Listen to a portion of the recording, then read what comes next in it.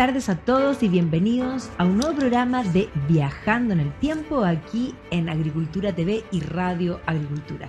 Y estamos listas con Bárbara Bustamante, que acabamos de llegar. ¿Cómo estás, Barbarita? Bien, de vuelta pues, aquí. Mayra, de vuelta. O sea, me habría quedado, la verdad. Sobre todo porque terminamos el viaje a Sicilia en Taormina. Y qué lindo también. Una belleza, sí. No, pero qué linda Sicilia. La verdad es que fue un viaje fantástico, dimensionar la cantidad de patrimonio. A mí, yo había estado en Sicilia, pero ahora me gusta más. Sí, realmente un destino como para repetírselo. Se come rico, además. Se come rico, el vino siciliano es bueno.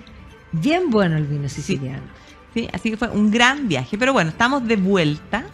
Pero seguimos viajando desde aquí. Seguimos viajando, claro, pues si nosotros lo que hacemos es viajar de manera virtual. Y hoy día vamos a ir, la semana pasada estuvimos hablando de uno de los ríos importantes de Europa, que es el Danubio, y hoy día nos toca hablar, evidentemente, que el otro río de los más importantes que hay en Europa, que es el Rin. O sea, la frontera, el límite, en el fondo, del Imperio Romano con la Germania. Claro, el Rin, a diferencia del Danubio, que cruza 10 países, el Rin solo compromete, podríamos decir, a 4, y por lo tanto tenemos un origen en Suiza, Basilea, pero mayoritariamente es una frontera germana. En algunos lugares da una vuelta y es Francia, y finalmente desemboca en los Países Bajos, pero, claro, pero es un río germano. Es un río germano, es un río más que bastante más corto que el Danubio, entonces esa es la razón. Pero tiene un gran desnivel, que eso es bien importante, y por eso cuando uno navega por el Rin tiene que pasar por estas esclusas, que es pero realmente impresionante, porque uno ve todas estas embarcaciones que son flaquitas que van por el Rin y uno dice, ay, ¿por qué tan flaco? Porque el río es mucho más ancho. Pero claro, cuando llegas a las esclusas, tú te das cuenta que todos esos barcos, tanto los cruceros fluviales como los que llevan containers, en fin, tienen la misma medida, pero pasan justo. O sea, yo he visto ahí, primero, precisión e ingeniería, es realmente impresionante. No, al milímetro. O sea, manejando yo no paso. No, pues no, como todo machucado la embarcación. Membrillo colegial. Como membrillo colegial, exactamente. No, eso es bien impresionante, sí. Impresionante. Pero claro, como tú decías, es fundamentalmente un río germano, pero que también tiene en el fondo que ver con, podríamos decir, ciertos momentos de rivalidad, podríamos decir, con Francia, que se marcan en el hecho de que esa es esa zona como de frontera. Entonces, pero claro, hay que entender que lo que tú decías al comienzo, o sea, si del río tenemos, en el fondo, sabemos, tenemos parte de su historia ya desde el mundo romano, ya sabíamos, como tú dijiste, que el Danubio y el Rin eran la frontera entre el mundo civilizado y el mundo de la barbarie, ¿no?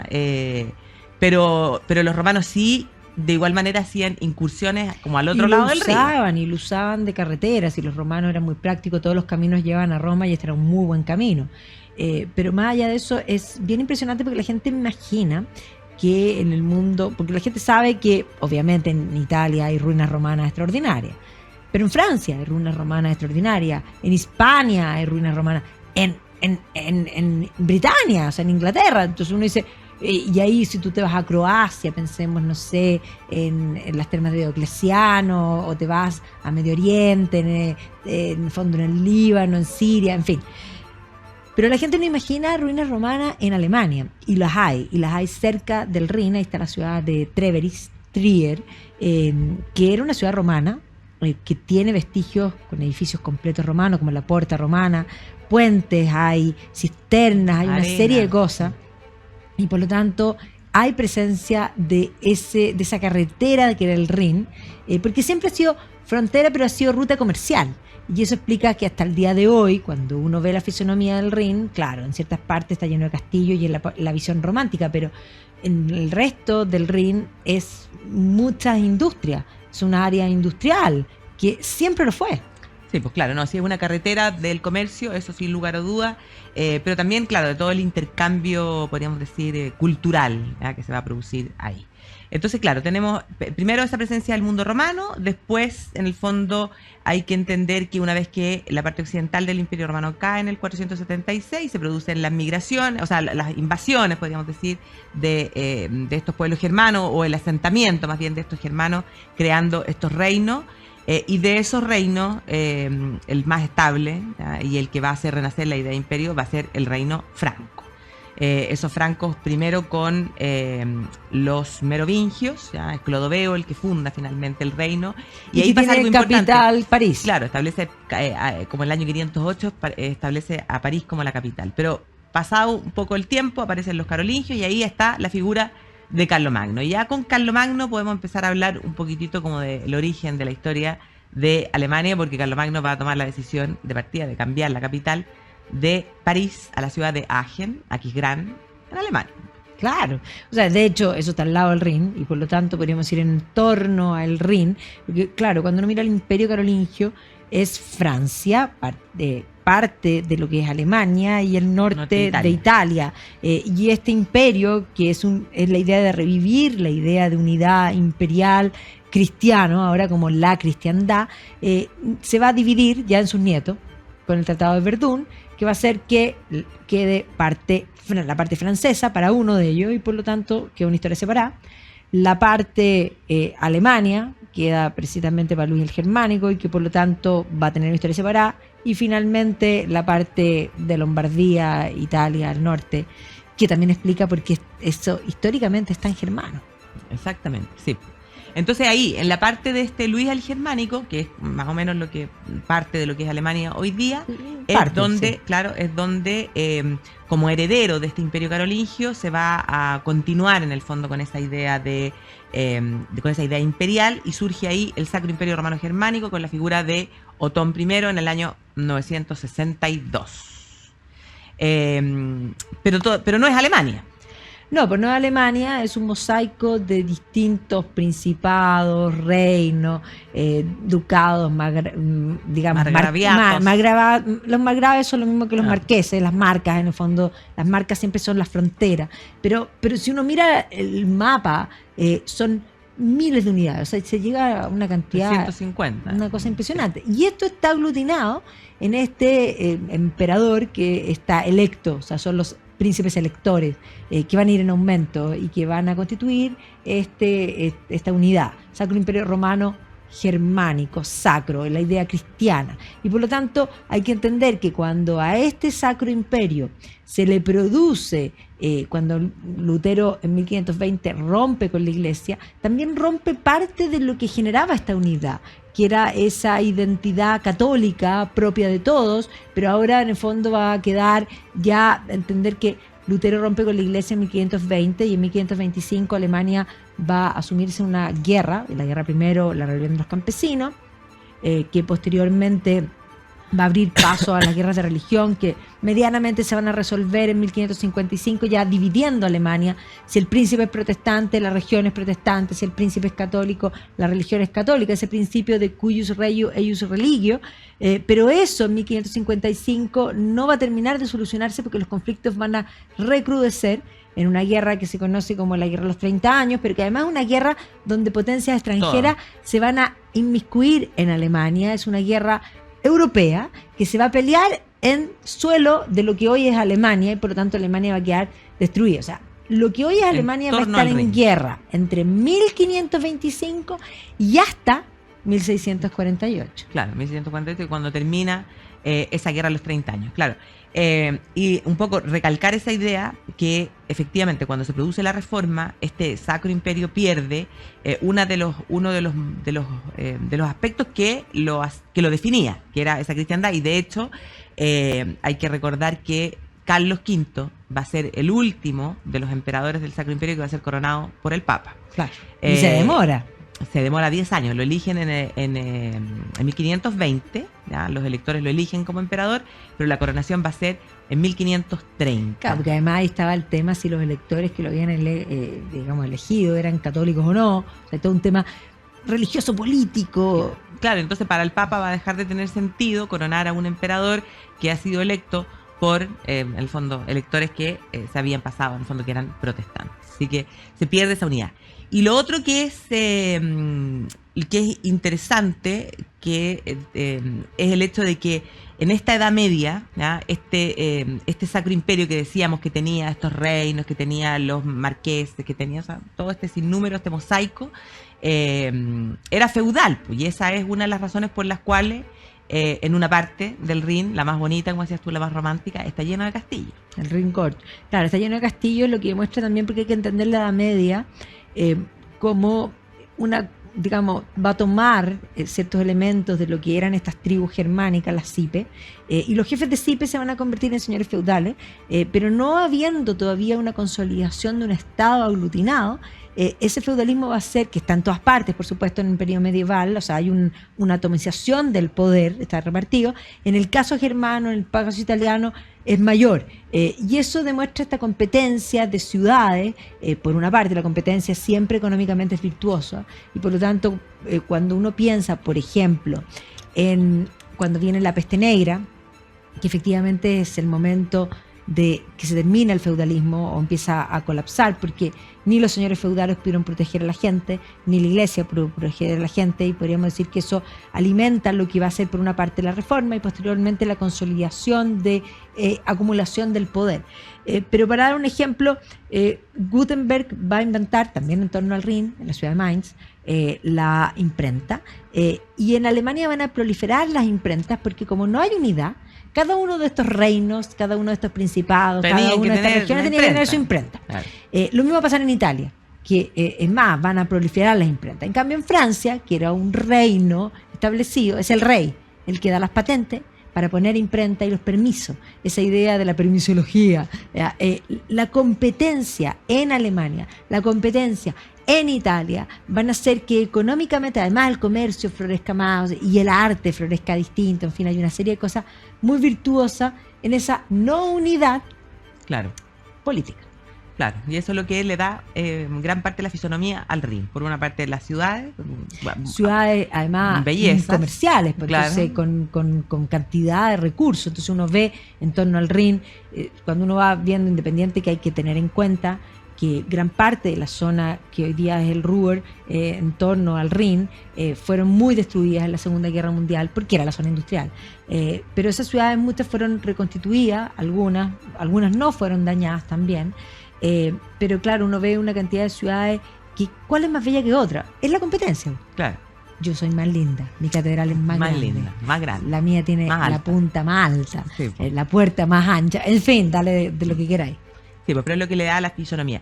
Y además ese aspecto comercial es importante porque también muy vinculado a lo que va a ser la Liga Hanseática, sí, que en el fondo no solo va a llevar todo este comercio a la zona del Mar Negro, o sea, como del Mar del Norte. Del Mar del Norte, perdón. Del Mar del Norte y el Mar Báltico. Y el Mar Báltico, exactamente. Ahí va a haber todo un grupo de ciudades que van a utilizar precisamente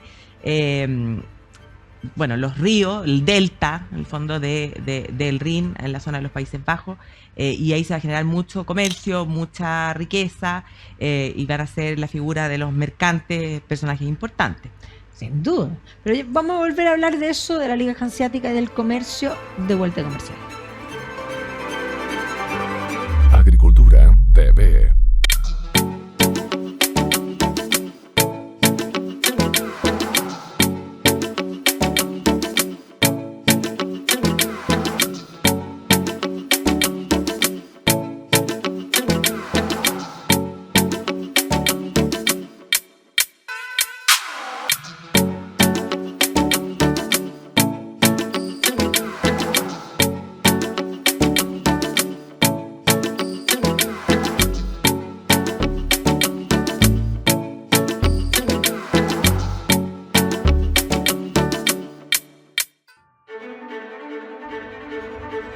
Y estamos de vuelta aquí en Viajando en el Tiempo y estamos hablando del Rin como ruta comercial en torno a la Liga Hanseática, que era este acuerdo comercial, podríamos decir, de los países del norte, es decir, para comerciar en el Mar del Norte, en el Mar Báltico. Pero tú tienes razón cuando planteaste la idea de la conexión también con otras rutas comerciales, porque desde el Rin se engancha con el Danubio y el Danubio termina en el Mar Negro. O sea, el comercio fluía, es una ruta comercial que terminaba repartiendo productos por todas partes. Y el comercio es el motor de la historia. El comercio es el motor de la historia, sí, sin lugar a dudas. Así que eso también es una de las características más marcadas que tiene el Rin. Pero, como decíamos, es una historia germana. O sea, hablar del Rin es hablar de Alemania, y para hablar de Alemania uno tiene que, vamos a volver en el fondo a esa guerra a los 30 años, que decíamos que va a terminar en 1648, y cuando termina esa guerra, donde se habían involucrado todas las potencias europeas... O sea, Luis XIV no dejó... No, títere con cabeza. De hecho, ahí es importante porque las ciudades en torno al Rin fueron tremendamente destruidas, sí, en la Segunda Guerra Mundial, ¿de acuerdo? Pero fueron destruidas antes. Sí. Fueron destruidas en la Guerra de los 30 años y ahí Luis XIV, de partida, como quería anexar esos territorios, cuando fue de ida, no destruyó. Pero cuando se dio cuenta de que no le iba a ir tan bien con esos territorios y venía de vuelta con las tropas hacia Francia, no dejó títere con cabeza. No, claro, la destruyó todo. Es que ese era el momento o sea, bueno, ese Luis XIV que quería en el fondo comerse toda Europa, que tal vez sobreestimó toda su capacidad, porque la verdad es que militarmente en esa guerra no le fue bien. Pero sí, precisamente en esa misma época, su mayor triunfo va a ser cuando logra poner a uno de sus nietos en el trono. En la guerra sucesiva. Bueno, también hay que tener en cuenta eso, va a perder el interés por ciertas cosas, porque en algunas cosas no le fue tan bien, en otras sí, por políticamente esta ganancia que va a ser la guerra de sucesión española. Sí. Y justo más o menos en esa misma fecha, porque hay que pensar que eso es a partir de 1700, en esa fecha ya tenemos que nos aparece el reino de Prusia. Y Prusia va a comenzar a transformarse en un actor importante que desde el comienzo va a rivalizar con Austria, que era el otro reino importante dentro de este Sacro Imperio Romano Germánico, que tras la guerra de los 30 años queda claro, en el fondo, que ya este mosaico ha perdido gran parte de la cohesión.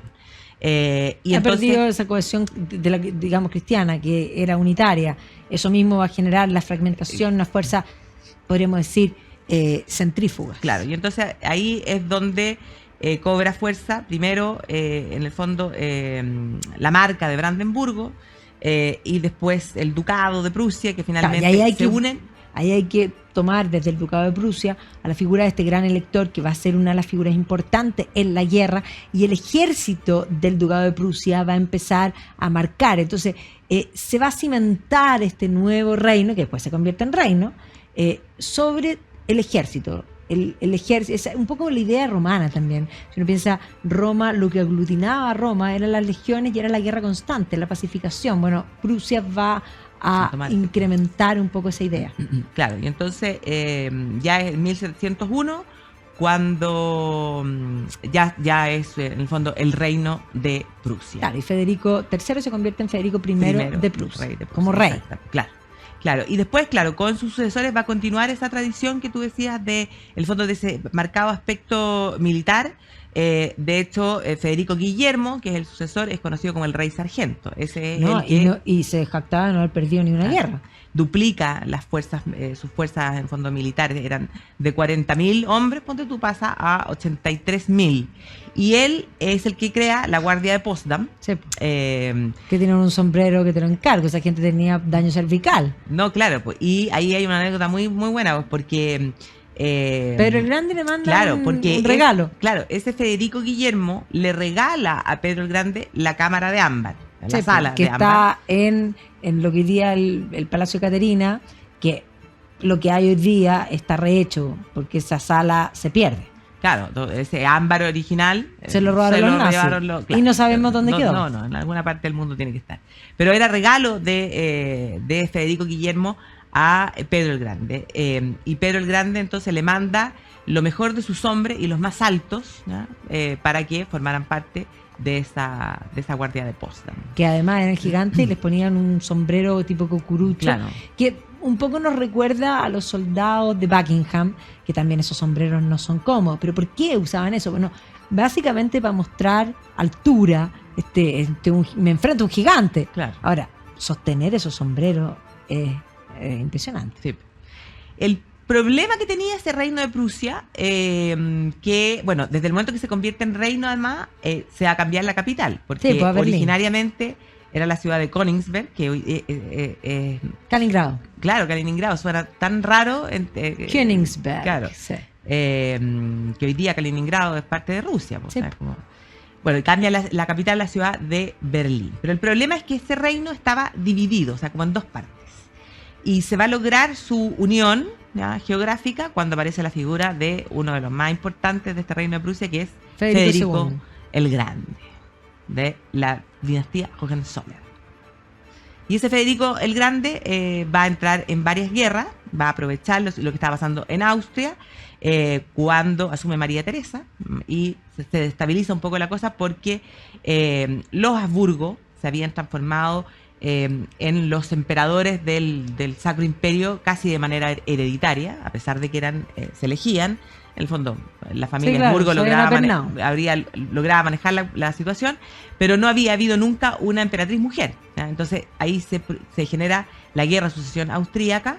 Federico el Grande aprovecha ese momento, entra en guerra con María Teresa y le va a arrebatar toda la zona de Silesia, y luego Prusia, Rusia y Austria van a acordar las particiones de Polonia. Son 3 particiones de Polonia, donde Polonia desaparece. Y entonces, con todos esos territorios que Federico el Grande agrega al reino, ya el reino se transforma en una cosa unida geográficamente. Exactamente, además Federico hace toda la parte legal, el canon, crea una educación técnica para el servicio de la industria que evidentemente va a tener una importancia muy radical posteriormente en lo que va a ser la industrialización germana más adelante, porque a Alemania todavía le faltaba la unificación política y por lo tanto no va a ser sino hasta más adelante, cuando esa unificación se logre, porque hay que decir que después de Federico este mundo va a ser, pensemos que en 1789 se produce la Revolución Francesa, y por lo tanto después de la Revolución Francesa Napoleón invade toda Europa, incluido Prusia, Sí, pues entra por la puerta de Brandenburgo y se lleva a los caballos de souvenir. Sí, pues y los reyes tuvieron que Huir. Y los recibe el zar Alejandro I. Que quedan todos Rusia. nubilados con ella. ella. ¿Cómo se llama ella? ¿Luisa? Luisa, espléndida. Claro. Claro, pero precisamente en ese momento, en medio de toda esa de toda la agitación que significa la revolución, después la aparición de Napoleón, se termina el Sacro Imperio. Claro, termina el Sacro Imperio, de hecho, efectivamente, con la figura de Napoleón. Crea la Confederación del Rin, pero que no tiene ningún peso. Ni un peso, y en el fondo el que era el último emperador del Sacro Imperio va a declarar la creación del Imperio Austríaco y va a tener que asumir, ¿ya?, que el Sacro Imperio ya ha muerto. No existe. En el fondo, claro. Pero ahí, en medio de eso, se comienza a gestar uno de los elementos que llevan finalmente a la unificación alemana, cuando es Voltaire el que se pregunta qué es Alemania, y dice, bueno, no, Alemania no existe. Voltaire, de hecho, que andaba en las cortes con Federico, pechando en todas las cortes europeas en ese momento con Federico, habla mal de Federico, sí. Porque a Federico, bueno, se decía que a pesar de que estaba casado y todo, se decía que era homosexual, y Voltaire escribió unas cosas bien duras de Federico. Y entonces ahí viene como que surge una intelectualidad que intenta responder a esa pregunta. Y lo primero es decir, busca qué es lo que definirse. ¿Qué es Alemania? Y parte por como decir, que Alemania no existe, existe. Claro, partiendo porque no somos franceses. Claro, y desde ahí comienzan a surgir todos estos personajes que además tienen que ver con lo que va a ser el romanticismo. Por supuesto, y surge este movimiento desde Herder, que era un pastor luterano, que en la búsqueda de qué es lo alemán va a llegar a este concepto de el alma del pueblo, el Volksgeist, y desde tejer esa idea se va a surgir este movimiento que se conoce como Sturm und Drang, que es la tormenta e ímpetu, en el que vamos a tener una serie de personajes. Ahí tenemos, por supuesto, a Goethe, a Schiller, que va a ser el gran poeta, que después también le vamos a poner música. Pensemos en que son los poemas de Schiller, sí. A los que Beethoven posteriormente, pensemos en la novena, o sea, la canción de la alegría, desde Schiller, ¿ya? Los hermanos Schlegel, ahí tenemos a Hölderlin, a Clemens Brentano, a Achim von Arnim, y obviamente de ahí, de la segunda camada, los hermanos Grimm, que no eran cuentistas, eran folk, pueblo, clorista, o sea, lo que produce el pueblo, buscar la cultura germana. Entonces, sí, recogen en los pueblos las historias, en 1812, la historia, digamos, para la infancia y el hogar, estos cuentos populares que están en el ambiente,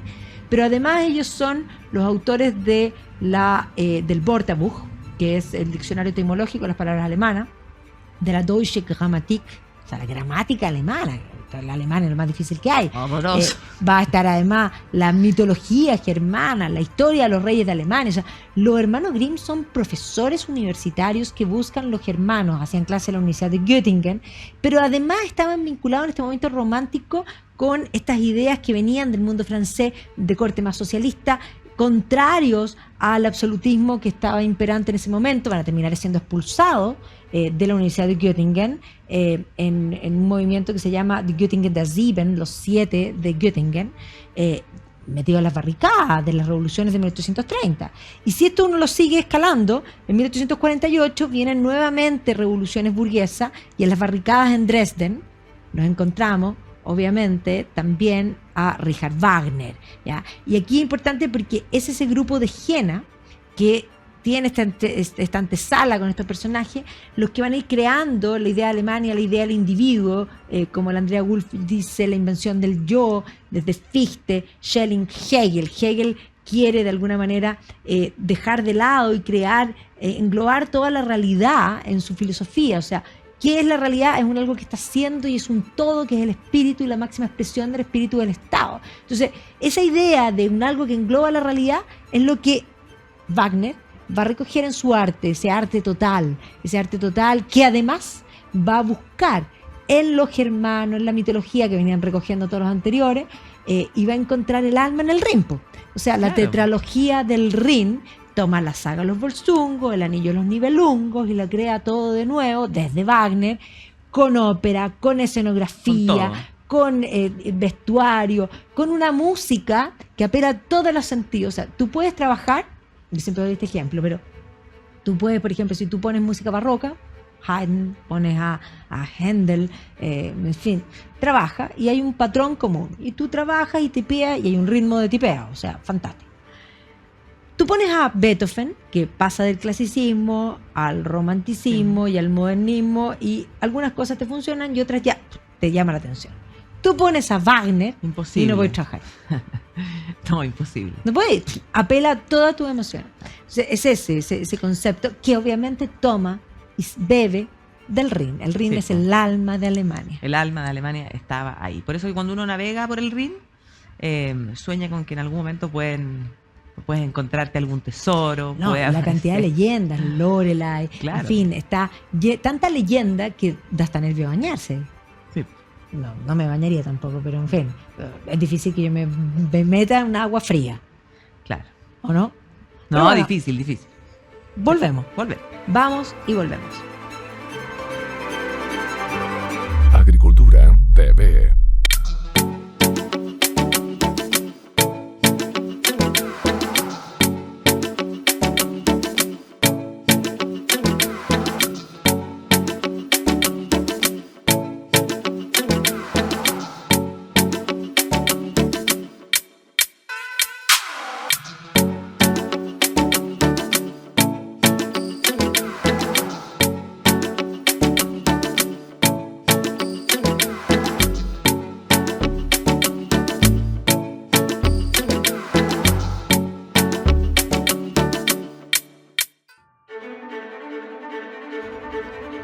Y estamos de vuelta aquí en Viajando en el Tiempo, hablando del Rin como el alma de Alemania, que la ha tomado el romanticismo y específicamente ya desde la música, porque uno va navegando por el Rin y empieza a sentir las valquirias, tan, tan, tan, tan, tan, obvio, ¿no?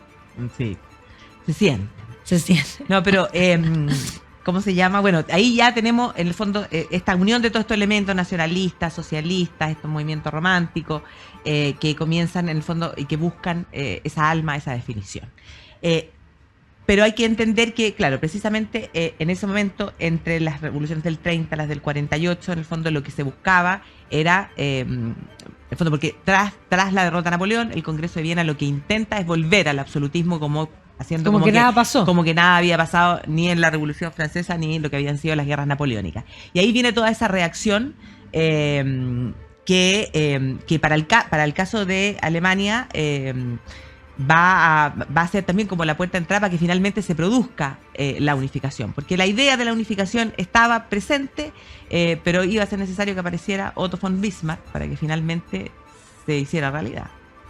Exactamente. Y Otto von Bismarck va a unificar Alemania desde la sangre de hierro, como lo plantea él. Él lo venía diciendo hace rato, tenía un plan claro. Primero tenía que lograr sobreponerse desde Prusia a Austria. Y para eso iba a necesitar un par de guerras, una guerra neutral donde fueran juntos, una razón para enemistarse, o sea, una segunda guerra contra Austria para poder subir. Pero su gran problema es que Alemania, este mosaico que había quedado separado después de la Reforma, tenía un sur católico que jamás iba a querer cuadrarse con Prusia, a menos que hubiese una guerra externa que se la declararan. Claro, donde fuesen atacados, una defensa común. Y ahí va a lograr que Ludwig II de Baviera finalmente se una, además estaba quebrado, había gastado toda la plata en cosas maravillosas, porque no puedo decir otra cosa. Pero efectivamente es la declaración de parte de Francia de la guerra, en lo que se conoce como la guerra franco-prusiana, lo que va a permitir finalmente esta unión del sur en participación y finalmente la declaración, después de ganar esa guerra, Napoleón III queda no solo prisionero, sino que se acaba el Segundo Imperio francés y en el Salón de los Espejos de Versalles se declara el Segundo Imperio alemán, considerando que el primero era el Sacro Imperio Romano y Germánico. Claro. Y ahí ya tenemos a una Alemania unificada, o sea, a partir de 1871. Y una vez que Alemania está unificada, empieza rápidamente su proceso de industrialización y empieza aceleradísimo y lo logran. No, y hay que pensar que este es el periodo de 1871 a 1914, es el periodo que generalmente nosotros llamamos como Belle Époque, y en el marco del Segundo Imperio esto va a ser una Belle Époque con gran abundancia y en torno al Rin. O sea, si nosotros pensamos que efectivamente la guerra franco-prusiana va a hacer que el Rin quede completamente alemán, porque Alsacia y Lorena van a quedar germanas, y por lo tanto la ciudad de Strasbourg, esta ciudad medieval de cruces de camino, se va a implantar lo imperial, lo germano, en barrios que efectivamente monumentales, mostrando políticamente es nuestro. Es alemán. Pero además la Belle Époque es el tiempo de pasatiempo, y eso también se va a dar en torno al Rin. Sí, pues se va a dar en torno al Rin porque se van a empezar a poner de moda lo que se conocían como las ciudades balneario. Habían varias ciudades balnearios, pero va a aparecer una que en el fondo le va a ganar la competencia a todas las demás, y esa va a ser precisamente la ciudad de Baden-Baden, que significa baño, o sea, baño, y que se va a transformar como en la capital del verano europeo, ¿ya? Durante los meses de verano la población se triplicaba en la ciudad de Baden-Baden, porque todos querían ir a Baden-Baden porque ahí estaba en el fondo el lujo. Bueno, la ciudad era conocida por los baños ya desde tiempos romanos, ¿ya? Entonces y la gente iba a tomar el agua al Drinkhalle. No solo se bañaban, sino que tomaban el agua porque supuestamente hacía muy bien, pero hacía pésimo porque tenía arsénico. Sí, pues pésimo. Pero la ciudad se transformó en el fondo la ciudad de moda, porque ahí se podía vivir con mayor libertad, o sea, se podían hacer cosas que no se hacían. Y además se consiguen en una época muy puritana para todos. La licencia era un lugar que permitía la licencia para tener casino, por lo tanto, desde distintas partes, los rusos, por ejemplo, estaban llenos. O sea, cuando uno va a Baden-Baden, uno ve en el fondo una cantidad de iglesias ortodoxas que uno dice, ¿pero por qué? Bueno, porque los rusos ganan más. O sea, ahí quebró literalmente Dostoyevsky y termina escribiendo en nada el jugador para pagar las deudas. Sí, pero no Tolstoy también. Sí, pues Tolstoy también, Turgenev, eran muchos los rusos que, en el fondo, que muy atraídos por lo que era el casino que había sido en el fondo una familia francesa, los que se dan cuenta del buen negocio que era poner un casino, y en el fondo lo van a decorar con un lujo, pero una cosa fabulosa. Claro, y entonces la ciudad se pone completamente de moda y los alrededores, la cantidad de palacios. Claro. Incluso cuando uno piensa que palacios estaban ya desde antes, siglo XVIII, Rastatt está ahí. Por lo mismo, en torno a Rastatt, en torno a Baden-Baden, está lleno de palacios realmente impresionantes, Claro, que también, muestran ese bienestar sí, de ese periodo. claro, y era también esa cosa como lo que tú decías también, por la competencia. O sea, si este se construyó, este palacito, bueno, yo me voy a construir aquí al lado otro mejor. Y eso es lo que hace que Mi la casa verdad tiene es más que ventanas. ¿Ah? Mi casa tiene más ventanas. Claro. Y que, o sea, el paisaje ahí es algo Fabuloso. realmente extraordinario. Así que, efectivamente, esa es la época de la Belle Époque magnífica, en torno a este Rin. Pero por debajo, estábamos avanzando a que se produjera La el paz estallido armada. de la Primera Guerra Mundial. Claro, porque el Kaiser Guillermo II, ¿ya? El fondo se da cuenta de que, claro, ha generado esta gran industrialización, pero el problema es que no tiene colonia, o sea, llegó tarde a la repartición Claro, de las colonias. y el hecho que Inglaterra, Francia tengan colonia no les permite competir porque tienen materias primas más baratas, mercado asegurado y por lo tanto quiere un pedazo, quiere cambiar los mapas, quiere la guerra.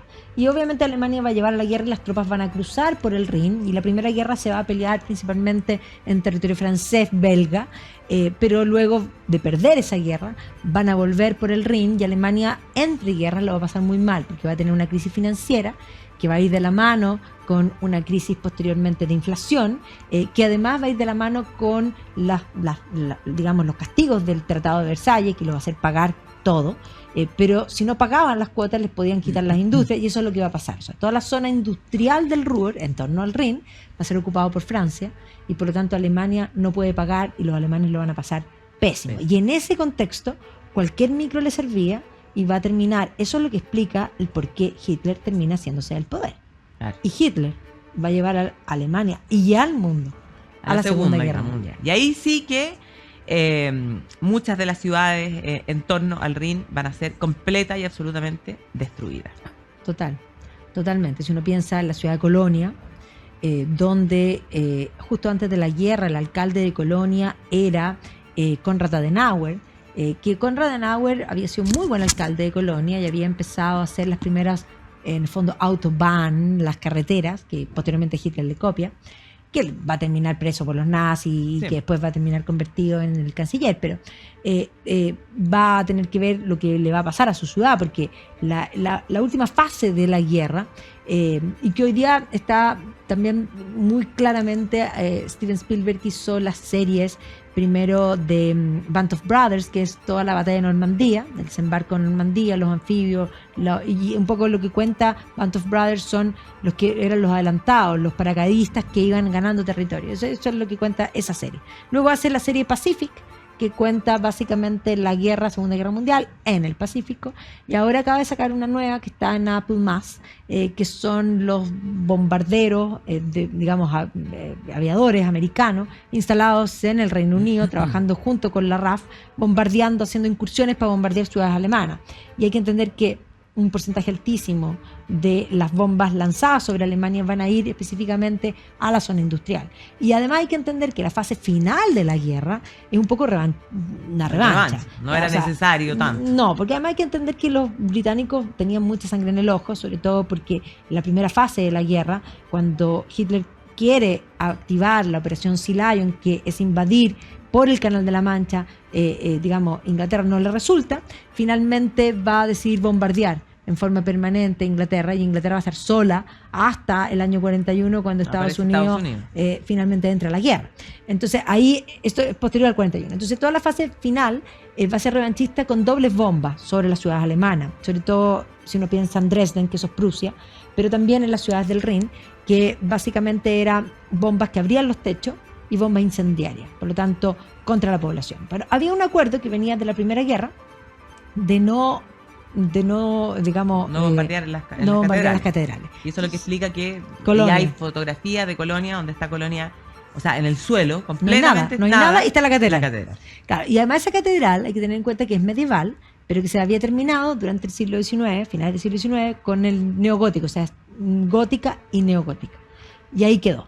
¿Ya? Pero si uno ve Nuremberg, que es donde fue los juicios de los nazis, efectivamente en Nuremberg no quedó nada.